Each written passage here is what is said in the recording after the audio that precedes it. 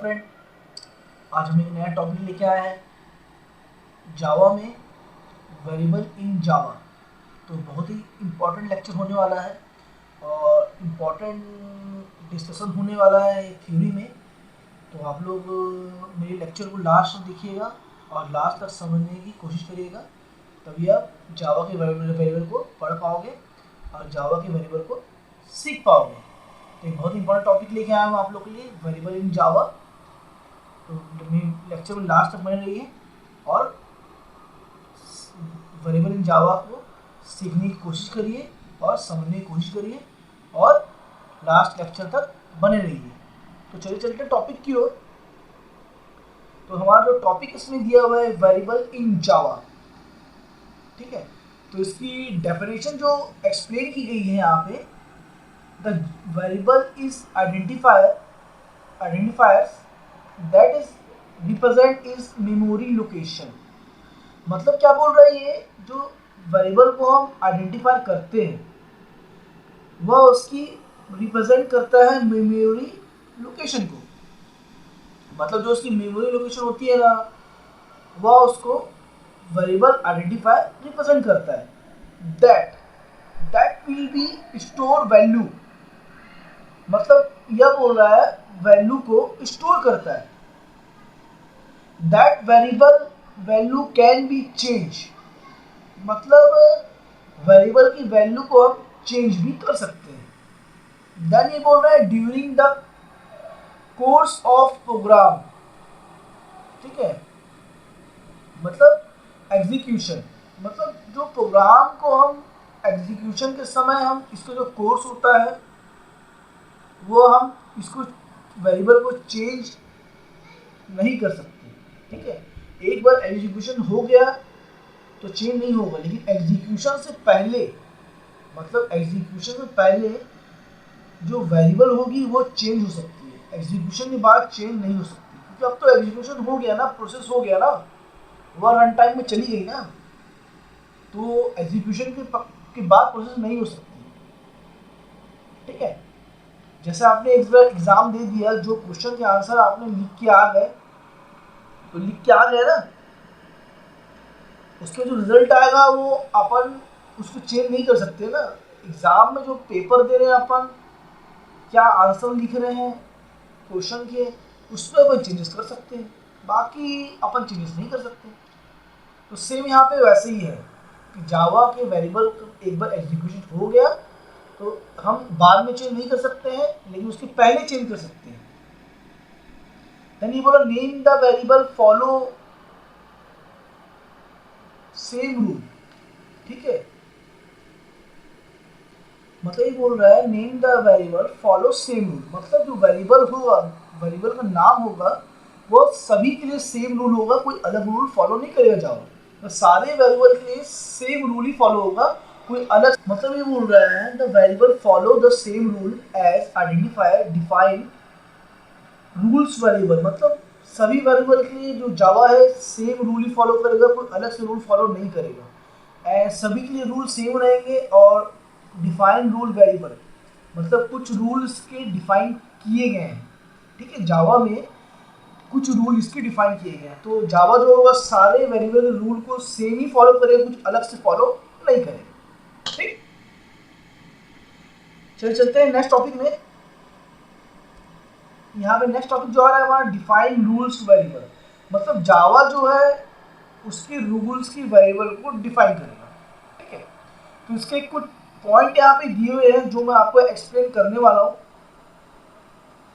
Total 5 point है, 5 point आप समझ गए तो वेरिएबल के रूल को आप समझ जाएंगे और कैसे वेरिएबल को अप्लाई करना है, कैसे प्रोग्राम में वेरिएबल को हम अप्लाई करेंगे वो आप समझ जाएंगे। तो इसका फर्स्ट पॉइंट दिया हुआ है यहाँ पे,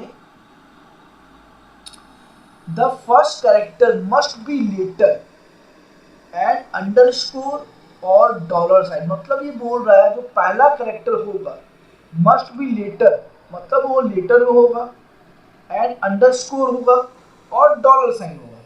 मतलब 3 टाइप्स इसमें एक्सप्लेन किए गए हैं। जो आपका फर्स्ट कैरेक्टर होगा वो मस्ट बी लेटर भी होगा, अंडरस्कोर भी होगा और डॉलर साइन भी होगा, ठीक। देन सेकंड बोल रहा है the rest of character can be letter dollar sign and digit, मतलब जो उसका रेस्ट ऑफ कैरेक्टर होगा वह लेटर से, डॉलर साइन से और डिजिट से हम इसको एक्सप्लेन कर सकते हैं। तीसरा जो बोल रहा है, थर्ड पॉइंट जो बोल रहा है स्पेस आर नॉट अलाउड, मतलब यह स्पेस को अलाउ नहीं करेगा। ठीक है, जावा में वेरिएबल जो है स्पेस को अलाउ नहीं करेगा, ये विदाउट स्पेस रहेगा। ठीक, तभी अलाउ करेगा। देन फोर्थ पॉइंट बोल रहा है variable name are case sensitive, मतलब वेरिएबल का जो नाम होगा वो केस सेंसिटिव होगा। ठीक है, वेरिएबल का जो नाम होगा वो केस सेंसिटिव होगा। देन नेक्स्ट पॉइंट बोल रहा है यहाँ पे this mean that where and where are different, मतलब यहाँ पे बोल रहा है देखो जो वेयर है कैपिटल में है और ये वेयर जो है स्मॉल में आर डिफरेंट, दोनों ही अलग अलग है। ठीक, ये कैपिटल वाला वेयर और स्मॉल वाला वेयर दोनों ही अलग अलग, दोनों में डिफरेंट। ठीक है, देन नेक्स्ट पॉइंट है they can not be match Java reserve word, मतलब जावा में कोई भी रिजर्व वर्ड मैच नहीं हो सकता। ठीक है, जावा में कोई भी रिजर्व वर्ड जो है मैच नहीं हो सकता, यह मैच नहीं कर सकता है। तो ये थे 5 पॉइंट जो मैंने आपको एक्सप्लेन किए, है ना। डिफाइंड रूल्स वेरिएबल जो जावा में है वो मैंने आपको एक्सप्लेन किए, और वेरिएबल इन जावा जो है वो मैंने आपको इसकी डेफिनेशन एक्सप्लेन करी। तो आई होप आप लोग को मेरा लेक्चर समझ आया होगा। ठीक है, तो मेरा लेक्चर आप लोग को समझ आया होगा। अगर नहीं भी आ रहा है तो आप 2-3 बार मेरे लेक्चर को सुनिए, पढ़ने की कोशिश करिए। ठीक है, तो 2-3 बार आप सुनेंगे, समझेंगे और खुद से पढ़ेंगे तो आपको मेरा लेक्चर समझ में आने लगेगा। तो और मैं सारे लेक्चर अपने blogger.com की साइट पर भी मैंने लिखता हूँ, तो आप वहाँ भी विजिट करके भी वहाँ से भी पढ़ सकते हैं। ठीक है, तो आप लोग मेरे लेक्चर को लास्ट तक सुनिए, लास्ट तक पढ़िए और लास्ट तक समझने की कोशिश करिए यदि आप जावा प्रोग्राम में आगे बढ़ना चाहते हैं, आगे ग्रो करना चाहते हैं। ठीक है, अगर आप सीखेंगे, पढ़ेंगे तो आप ग्रो करेंगे और आगे बढ़ेंगे, और नहीं सीखेंगे, नहीं सुनेंगे मेरे लेक्चर को, 2-3 सेकंड, 5 मिनट, 4 सेकंड में स्किप कर दिए, नहीं पढ़े, तो आप लोगों में लेक्चर समझ नहीं आएगा, क्योंकि यह